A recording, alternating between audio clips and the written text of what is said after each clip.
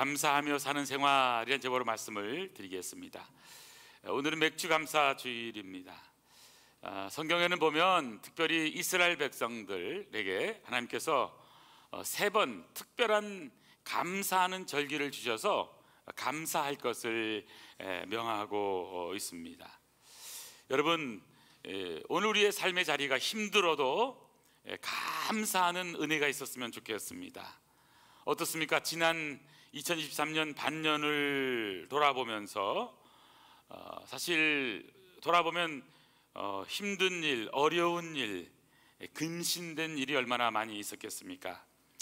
사업이 힘들어서 이제 접은 사람도 있고, 또 몸이 아파서 병원을 또 많이 드나드는 분들도 있고, 또 심각한 병으로 또는 또 하나님의 부름을 받은 그런 분도 있고, 또 사고로 또 직장을 그만둔 분들, 또 직장을 잡고 싶지만 잡지 못한 분들, 참 감사할 일들을 찾아보면 감사할 일이 많은 것 같지만 또 별로 없는 경우도 있을 수 있기 때문에, 하지만 여러분, 어김없이 오늘 맥주 감사 주일이 되었습니다. 저는 그런 의미에서 오늘 다시 한 번 더, 그럼에도 불구하고 오늘 우리가 이 땅을 살아가면서 오늘 말씀을 통해서 우리가 어떤 맥주 감사 주일을 맞이하면 좋을까 하는 것을 말씀을 함께 나누기를 원합니다. 오늘 신명기 16장에 나와 있습니다만은 이 동일한 말씀이 성경에 세 번 반복이 됩니다. 출애굽기 23장에서 이 3대 절기에 대해서 말씀하시고요, 그리고 또 레위기 23장에서 또 말씀하시고, 오늘 신명기 16장에서 반복해서 유월절과 그리고 또 77절, 바로 맥주절과 그리고 또 초막절, 장막절에 대한 이 3대 절기에 대한 말씀을 하고 있는 것을 보게 됩니다. 출애굽기 23장 14절에 보면 너는 매년 3번 내게 절기를 지킬지니라, 그러면서 맥주절을 지키라 라고 하는 말씀을 하고 있는 것을 보게 됩니다. 여러분, 왜 맥주절을 지키라고 했을까요? 왜 3대 절기를 지키라고 했을까요? 그것은 다시 한 번 더 감사할 일을 찾아서 감사를 표현할 수 있는 그런 시간을 우리에게 제공한 것입니다. 왜 우리가 감사해야 됩니까? 감사는 더 큰 축복을 끌어오는 자석과 같기 때문에 그런 것입니다. 감사하면 감사할 일이 많아지게 되고, 그 감사를 통해서 우리는 더 큰 축복을 받을 수 있기 때문에 그런 것입니다. 오늘 현재의 삶에 감사하며 사는 복된 성도 되기를 바랍니다. 하나님께서 오늘 하루를 주셨다고 하는 것 돌아보면 감사한데, 우리가 깨닫지 못하면요, 뭐가 감사한 거야 이렇게 생각을 할 수 있게 되거든요. 그래서 오늘 맥주 감사절을 지키기 위해 하신 이유가 뭘까? 한마디로 말하면 감사를 회복하는 삶을 살라라고 말씀하고 있는 것을 듣게 됩니다. 저는 그래서 오늘 감사하며 사는 우리의 삶은 어떤 모습인가 하는 것을 세 가지로, 오늘 본문에 있는 것을 중심으로 해서 말씀을 나누려고 생각을 합니다. 첫 번째 배울 수 있는 것, 감사하며 사는 생활은 고난 중에라도 감사를 잊지 말고 기억하며 살라라는 사실입니다. 여러분, 우리가 이 땅을 살아간다고 하는 것은 고난의 연속입니다. 지금 이스라엘 백성들도 애굽에서 출애굽을 해서 구원받은 감격은 있지만 광야의 40년의 길을 걸어왔거든요. 바로 광야는 고난의 연속입니다. 고난의 행군을 하고 있는 것입니다. 결코 편안한 삶이 아니었다는 사실입니다. 그렇지만 하나님께서는 이스라엘 백성들에게 편안한 삶을 살지 않고 힘든 광야의 길을 걸어가는 백성들에게 하나님의 명령은 바로 감사하는 절기, 맥주절을 지켜야 된다라고 말씀하고 있는 것입니다. 저와 여러분이 이 맥주 감사 주일에 감사를 고백할 수 있는 게 무엇일까요? 여러분, 오늘 어떤 감사로 하나님 앞에 감사하고 계십니까? 오늘 성경에 보면 이렇게 시작을 하고 있습니다. 9절에 7주를 셀지니, 곡식의 낫을 대는 첫날부터 7주를 세어 내 하나님 여호와 앞에 칠칠절을 지키되, 여기 칠칠절이라고 하는 것이 바로 맥추절을 말하는 것입니다. 일곱 주, 자, 일곱 주니까 7일에 일곱 주니까 77이 49잖아요. 칠칠절이라고 합니다. 그래서 칠칠절 다음 날이 오순절이 되는 거잖아요. 그리고 이게 바로 맥추 감사 주일이 되게 되는 것입니다. 여기 셀진이라고 하는 말, 세어라고 하는 말은 바로 옛날 성경에는 계수할지니 카운트하라는 겁니다. 숫자를 세어 보라고 하는 사실입니다. 그러니까 6월절을 지나서 구원받은 놀라운 은혜를 생각하면서, 6월절 구원의 감격이잖아요. 그때부터 하루, 이틀, 일주일, 2주일, 5주일, 6주일, 7주일, 49일, 77절, 이때 오늘 바로 카운트하라는 겁니다. 무엇을 카운트할까요?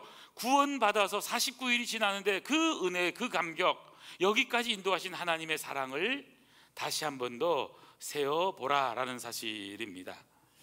여러분, 여기 센다라고 하는 의미 속에는 기억하며 살라라고 하는 의미가 있습니다.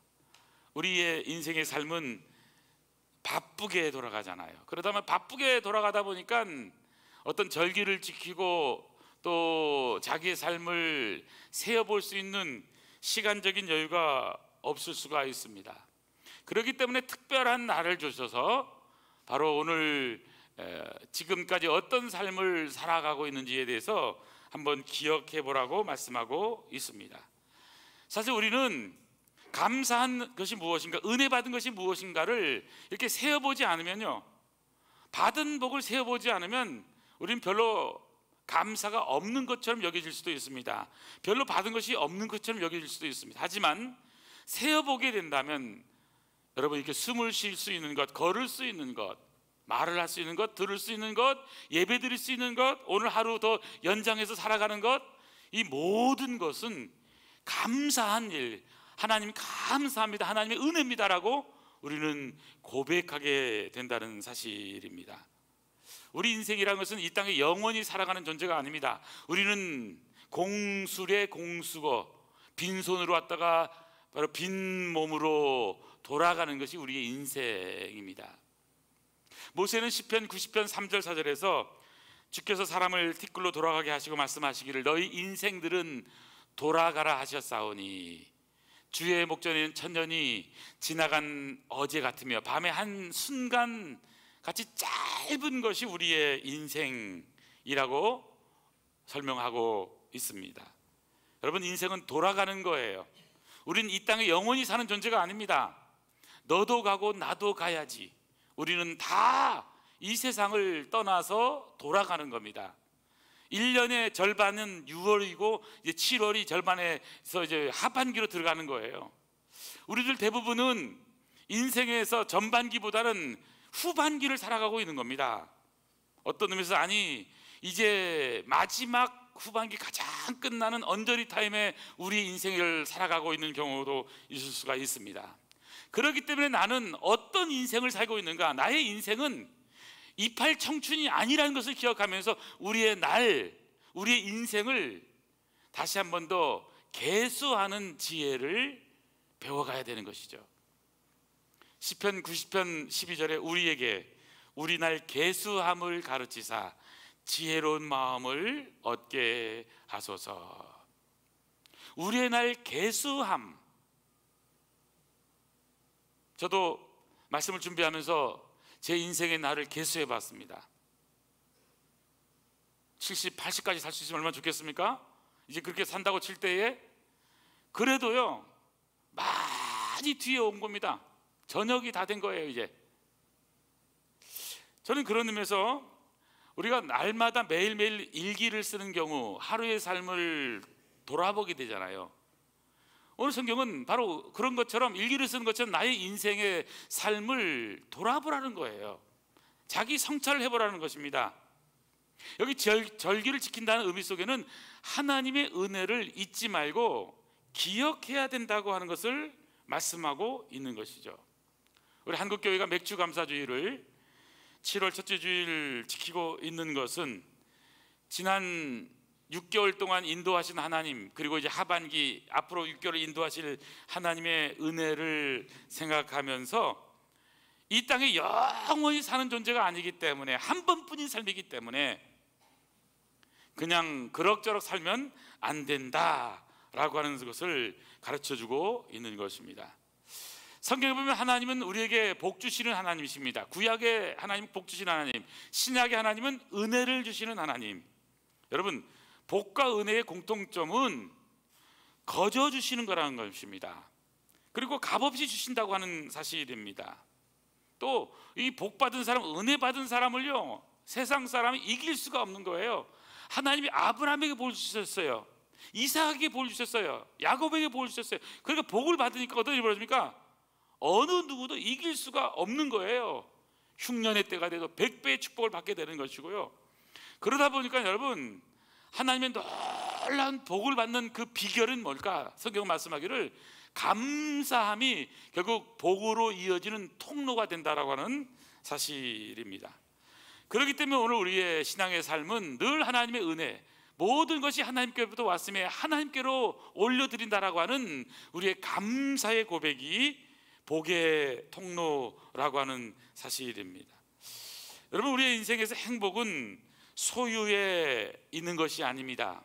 오히려 행복은요, 감사에 있는 거예요. 행복하기를 원하십니까? 감사하시길 바랍니다. 사실 감사하기 쉽지 않거든요. 그럼에도 불구하고 우리는 감사해야 됩니다. 오늘 현대는 감사 불감증 시대잖아요. 말세의 특징이 뭘까요? 말세는 감사하지 않는 것이 특징이에요. 고맙다고 표현하지 못하는 것이 말세의 특징인 것입니다. 하지만 감사하면 하나님을 영화롭게 한답니다. 시편 50편 23절, 감사로 제사를 드리는 자가 나를 영화롭게 하나니. 하나님께 감사로 예배드리면 하나님께 영광이 된다는 것을 성경은 말씀하고 있는 것이죠. 그런 의미에서 여러분, 감사의 고백을 하는 저와 여러분 되기를 바랍니다. 오늘 하나님의 은혜에 감사합니다. 오늘 여러분 이 말씀을 들을 뿐만 아니라 오늘 예배를 드리면서 하나님 감사합니다, 감사해요, 하나님의 은혜입니다, 이렇게 고백만 해도 여러분 너무너무 좋은 일이 생기는 거예요. 우리 성도님 가운데 우리 카톡으로 늘 보내주는 분이 저한테 보낸 그 글에 보니까 이런 글이 나오더라고요. 석사 박사보다 더 높은 학위는 밥사랍니다. 밥사. 밥사보다 더 높은 것은 감사. 항상 감사하고 사는 마음이 밥사보다도 더 높다고 말합니다. 또 보니까 감사보다 또 더 높은 것은 봉사. 석사, 박사, 밥사, 감사, 봉사. 참 감사하는 마음으로 봉사하는 것, 이게 참 더 높은 학위다, 이렇게 써있더라고요. 또 하나 있었습니다. 공자, 맹자, 순자, 노자, 장자보다 더 훌륭한 스승은, 공자, 맹자, 순자, 노자, 장자보다 더 훌륭한 스승은요, 자자랍니다. 우자라예요. 우자. 우자보다 또 더 좋은 스승이 있답니다. 그것은 바로 이 너무나 고독한 시대에, 우리는 외로운 시대에 살기 때문에 함께 먹자, 함께 살자. 교회는 공동체거든요. 그래서 공동체라고 하는 것은 따뜻한 것이고 서로 친정집처럼 품어주는 엄마의 품과 같은 그런 곳이 교회라는 사실입니다. 그러면서 행복해서 웃는 것이 아니라 웃으니까 행복해진다고 합니다. 여러분 웃어보시길 바랍니다. 지난 목요일이 비가 많이 왔는데 그 집사님이 카톡을 보냈습니다. 카톡의 내용은 이겁니다. 비가 내립니다. 행복도 함께 내려옵니다. 오늘도 행복하세요. 늘 건강하시기를 기도합니다. 사랑합니다. 여러분, 좋은 말은요 하는 대로 이루어지는 특징이 있습니다. 행복해서 웃는 것이 아니라 웃으니까 행복해지게 되는 거고요. 오늘도 많이 웃는 날 되시기를 바랍니다. 옆에 분에게 인사하겠습니다. 오늘도 많이 웃는 날 되십시오. 오늘 감사하며 사는 생활, 고난 중에도요 감사를 잊지 않고 기억하며 살아가는 것입니다. 두 번째입니다. 맥주절을 지키려고 하신 이유가 뭘까? 감사하는 신앙생활은 바로 두 번째 배우는 것, 어려운 이웃과 함께 즐거워하며 살라는 주신 것입니다. 어려운 이웃과 함께 즐거워하며 사는 것입니다. 우리 주위에는 이웃이 반드시 있습니다. 이웃이 없는 사람은 없습니다. 그러나 이웃과 함께 더불어 살아가는 사람이 있는가 하면 이웃 없이 대문을 꽝꽝 닫아서 살아가고 있기 때문에 우리는 이웃이 보이지 않는 것뿐인 것입니다. 이것을 다른 말로 하면 어려운 이웃들에게 나눔의 정신을 실천하라 하는 것입니다. 교회도 마찬가지입니다. 어려운 이웃들에게 나눔의 정신을 실천하는 교회가 되는 것. 나라도 마찬가지죠. 나라도요. 어려운 나라들에게 나눔의 정신을 실천하는 것 얼마나 복된 일이겠습니까? 오늘 11절에 보니까요, 너와 내 자녀와 노비와 또 내 성중에 있는 레위인과 및 너희 중에 있는 객과 고아와 과부가 함께 내 하나님 여호와께서 자기 이름을 두시려고 택하신 곳에서 내 하나님 여호와 앞에서 즐거워할지니라. 여기 내 하나님 여호와 앞에서 즐거워할 그 이유를 말씀하면서 가장 어려운 사람, 객과 고아와 과부와 함께 하나님 앞에서 즐거워할 것을 말씀하고 있는 것입니다. 당시만이 아닙니다. 오늘날에도 우리 주위에는 어려운 이웃들이 많이 있습니다. 성경에 나오는 여기 객과 고아와 과부처럼 함께 사랑의 나눔을 실천한다는 것 얼마나 복된 것일까요? 프랑스에 가면 떼제 공동체라고 하는 것이 있습니다. 파리에서 저 밑에 리옹으로 가다 보면요, 거의 리옹 가까이에 가면 떼제라고 하는 그런 교파를 초월한 그런 공동체입니다. 가보면 한국 사람들도 엄청 많이 옵니다. 저도 몇 해 전에 그곳에 잠깐 방문한 적이 있었는데 정말 가보면요 참 은혜가 됩니다. 거기는 찬양을 불러도요 복잡한 찬양을 부르는 게 아닙니다. 한 소절짜리를 하루 종일 부릅니다. 여러분이 아시는 찬양 여러 가지가 있을 것입니다. 우하면서 주를 찬양하나이다 하는 그런 찬양도 있고요. 또 그런 찬양 여러분 아시죠? 사랑의 나눔 있는 곳에 하나님께서 계시도다. 이 사랑의 나눔 있는 곳에 하나님께서 계시도다. 이 짧은 소절을요 하루 종일 찬양하는 겁니다. 그냥 찬양하는 것이 아니라 정말 감격적으로 또 많은 수백 명의 사람들이 모여서 함께 찬양할 때 정말 우리의 삶에서 사랑의 나눔을 할 수 있다고 하는 것, 그것이 하나님의 역사가 일어날 수 있다고 하는 것. 여러분, 감사절의 정신은 어려운 이웃과 함께 나눔에 있다는 것을 꼭 기억할 필요가 있는 것이죠. 저도 몇 해 전부터 우리가 성전을 건축하면서 제 마음의 소원 가운데 하나는 그런 것이 있었습니다. 성전 건축 들어가기 전에, 성전 건축하기 전에 우리가 참으로 어려운 시대 가운데서 나눔의 정신을 실천해야겠다. 나눌 것이 없어요 사실 우리 교회.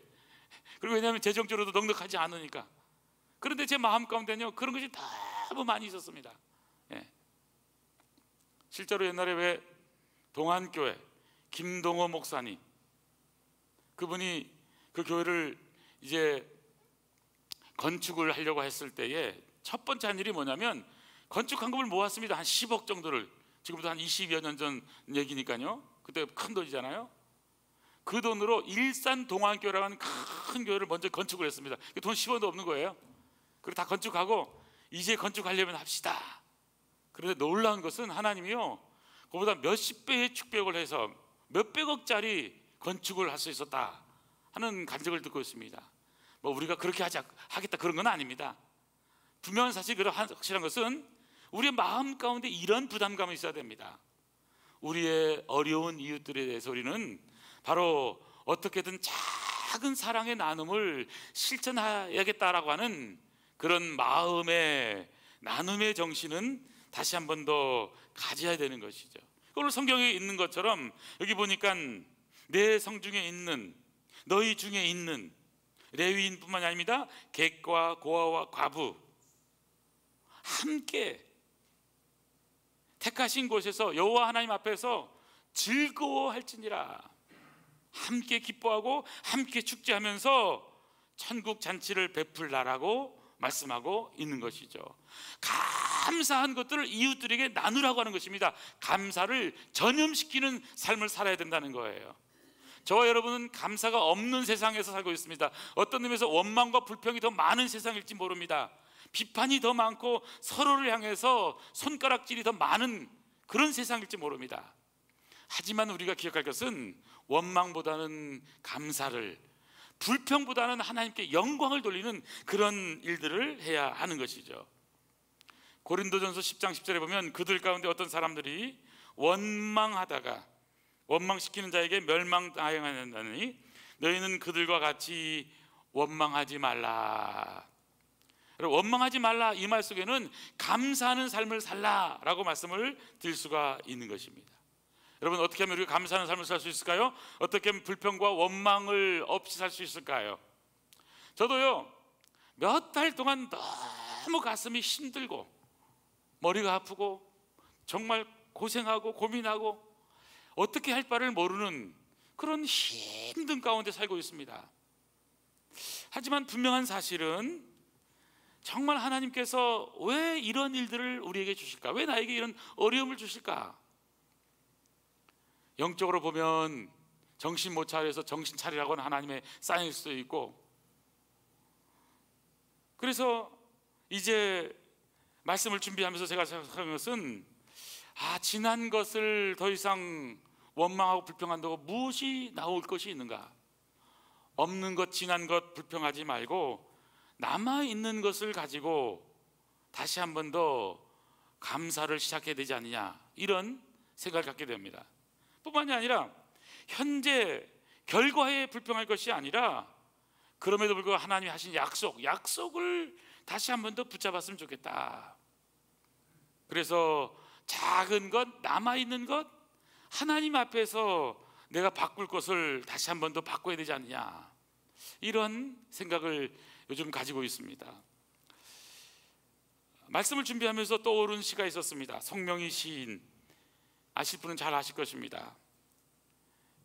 우리가 가진 것이 없다고, 받은 것이 없다고 고백하는 사람들에게 너무나 큰 그런 도전을 주는 그런 시잖아요. 이분은 뇌성마비 환자입니다. 그렇기 때문에 늘 힘이 들어요. 시 하나 한 글자를 쓰는데 너무 온몸을 비틀면서 써야 되는 그런 고통, 걸을 수도 없고 말도 쉽게 할 수 없는 그런 분입니다. 우리가 잘 아는 찬양, 나 가진 재물 없으나, 남이 가진 지식 없으나, 나 남에게 있는 건강 있지 않으나, 나 남이 없는 것 있으니, 나 남이 못 본 것을 보았고, 나 남이 듣지 못한 음성 들었고, 나 남이 받지 못한 사랑 받았고, 나 남이 모르는 것 깨달았네. 공평하신 하나님이 나 남이 가진 것 나 없지만 공평하신 하나님, 나 남이 없는 것 갖게 하셨네. 남들이 모르는, 남이 없는, 세상 사람들에게 없는 예수 그리스도, 생명, 복음, 천국, 영원한 것, 그거 하나 가졌기 때문에 하나님 감사합니다라고 고백하고 있는 시인의 고백입니다. 저는 다시 한번 이 감사의 날에 어려운 이웃과 함께 감사를 나누면서 함께 즐거워하는 그런 아름다운 복된 교회가 되었으면 좋겠습니다. 마지막 세 번째입니다. 감사하며 사는 생활은 어떤 삶일까? 맥주 감사를 지키라고 하신 이유가 뭘까요? 마지막 세 번째 배우는 것은 사랑으로 감사하며 최선을 다해 드리며 살라는 것입니다. 오늘 10절에 보니까 내 하나님 여호와 앞에 7절을 지키는 그 삶의 모습을 이렇게 말합니다. 내 하나님 여호와께서 내게 복을 주신 대로 내 힘을 헤아려 자원하는 예물을 두고, 자, 7절 어떻게 지켜야 되냐? 하나님 여호와께 복을 주신 대로, 그래, 복이 어떤 복이 있는가를 한번 헤아려 봐야 되겠죠. 내 힘을 헤아려 내가 할 수 있는 최선으로, 무리하라는 것이 아닙니다. 적당히가 아니라는 겁니다. 최선을 다하고 있는가. 그리고 자원하는 예물을 드리고 값진 헌신이 담겨져 있는 그런 감사를 하라고 말씀하고 있는 것입니다. 그 힘대로, 성경에는 보면요, 힘대로 할 것을 말씀하죠. 고린도후서 9장 7절, 각각 그 마음에 정한 대로 할 것이요 인색함으로나 억지로 하지 말지니 하나님은 즐겨내는 자를 사랑하시느니라. 역대상 29장 2절, 내가 이미 내 하나님 성전을 위하여 힘을 다하여 준비하였나니. 역대상 29장 14절, 나와 내 백성이 무엇이기에 이처럼 즐거운 마음으로 드릴 힘이 있었나이까. 모든 것이 주께로 말미암아 싸우니 우리가 주의 손에서 받은 것으로 주께 드렸을 뿐입니다. 여러분, 함께 우리가 감사하는 일이 있어서 우리가 해야 될 첫 번째는 감사한 마음, 감사한 말로 하나님께 감사를 표현하려는 것입니다. 그리고 하나님이 주신 복을 따라서 주신 물질로 주신 열매를 가지고 하나님께 감사하는 것입니다. 우리에게 생명을 주셨고 건강을 주셨고 우리에게 봉사할 수 있는 힘을 주셔서 오늘 말씀처럼 내 힘을 헤아려 할 수 있는 힘을 다해서 감사함으로 헌신할 것을 말씀하고 있는 것이죠. 사랑하는 성도 여러분, 우리가 헌신해도 그냥 대충 하지 않는 헌신이 되었으면 좋겠습니다. 마음을 다하고 뜻을 다하고 정성을 다해서 하나님 앞에 드려지는 헌신이 되었으면 좋겠습니다. 우리가 잘 아는 향유옥합을 깨뜨려서 예수님의 장례를 준비했던 마리아, 성경은 이렇게 설명합니다. 마가복음 14장 8절에 그는 힘을 다하여 내 몸에 향유를 부어 내 장례를 미리 준비하였느니라. 성경 뭐라고 말하면 그는 힘을 다하여. 저는 이 말씀이 참 와닿더라고요. 힘을 다하여. 여러분, 마리아의 헌신은 힘을 다하여 한 헌신인 겁니다. 300데나리온 엄청난 그 액수가 문제가 아니라 그 할 수 있는 모든 것을 다해서 한 헌신이란 것입니다. 헌신은 받은 만큼 하는 것이 아닙니다. 얼마나 하나님을 사랑하고 예수님을 사랑하느냐, 사랑하는 만큼 헌신할 수 있는 것입니다. 사랑은 거짓말로 할 수 있을 것입니다. 순교는 거짓이 없습니다. 여러분, 헌신은요 받은 만큼이 아니라 사랑하는 만큼일 뿐 아니라 또한 깨달은 만큼 헌신할 수가 있는 것입니다. 사실 향유옥합을 부을 때 나사로의 오빠라고 할 수 있는 오라비 나사로, 막달라 마리아의 오라비가 지금 나사로잖아요. 가장 큰 은혜를 받는 사람은 누굽니까? 죽었다가 살아난 그것이 나사로잖아요. 그럼 나사로가 더 큰 헌신을 해야죠. 근데 여러분, 진짜 헌신은요 받은 만큼이 아니에요. 깨달은 사람, 마리아가 깨달았기 때문에 헌신할 수 있었던 겁니다. 죽었다가 다시 살아났다, 아 나는 이런 놀라운 축복을 받았다. 이것보다 더 중요한 것은 하나님이 나에게 이런 놀라운 역사를 주셨다. 여러분, 섬길 수 있는 게요 축복이고요, 드릴 수 있는 게 감사고요, 깨달음이 하나님께 최고의 헌신을 가져오게 된다는 사실입니다. 그래서 이 마리아의 진정한 헌신 속에 향유 냄새가 집에 가득했잖아요. 저는 그때 생각을 해봤거든요. 여러분, 향유 냄새가 가득했는데 누가 어디에 가장 가득했을까요? 그 집에 가득했는데 누구에 가장 가득했냐면요, 자기 머리털로 예수님의 발을 씻겼잖아요. 바로 마리아 머리털에 가장 향유 냄새가 가득했다는 것을 보게 되는 것이죠. 여러분, 우리가 헌신한 사람이 가장 행복하고 기쁜 거예요. 깨달음의 은혜가 있는 사람이 가장 행복한 것입니다. 저는 그런 의미에서 오늘 이 감사를 다시 한 번 더 생각하라고 맥주 감사주의를 주신 하나님의 은혜를 생각하면서 여러분, 오늘 우리 마음 가운데 주님 감사합니다. 이게 살아있는 게 은혜입니다. 감사합니다. 오늘 여기 앉아있는 게 너무 감격입니다. 하나님께 다시 한번 여러분 감사를 표현함으로 하나님께 영광 돌리는 승리하는 우리 2023년 하반기 되기를 축원합니다. 기도하시겠습니다. 하나님 아버지 감사합니다. 어떤 어려움과 고난 중에도 감사를 잊지 말고 기억하며 살게 하여 주시옵소서. 하나님께 받은 은혜를 어려운 분들과 나눔으로 즐거워하는 감사절 되게 하여 주시며 우리가 할 수 있는 최선으로 사랑으로 헌신함으로 하나님의 놀라운 은혜를 감사를 표현할 수 있는 아름다운 복된 성도 되도록 축복하여 주시옵소서. 감사할 조건이 많다고 감사하는 것이 아님을 압니다. 아버지 하나님, 감사는 선택인데 감사는 표현해야 되는데 다시 한 번 더 하나님 은혜 감사하며 우리의 마음으로 우리의 입술로 우리의 영혼으로 하나님께 감사하는 영혼들, 아름다운 복된 영혼들 되도록 축복하여 주시옵소서. 우리에게 감사절을 주시고 감사하라고 명하신 우리 주님 예수님의 이름으로 기도하옵나이다. 아멘.